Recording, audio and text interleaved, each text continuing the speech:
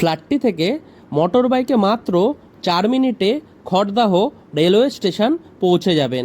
তাছাড়াও মোটর বাইকে মাত্র 6 মিনিটে সোদপুর রেলওয়ে স্টেশন পৌঁছে যাবেন খুব সহজেই। ফ্ল্যাটটি কলকাতার নর্থের দিকে শিয়ালদা মেন লাইনের খড়দাতে G+4 উইথ লিফট প্রজেক্টের 4th ফ্লোরে আপনারা পেয়ে যাবেন। ফ্ল্যাটটি সামনে থেকে দেখার জন্য আপনারা আমাদের ভিডিওর স্ক্রিনে থাকা ফোন নাম্বারে ফোন করে দেখে নিতে পারবেন।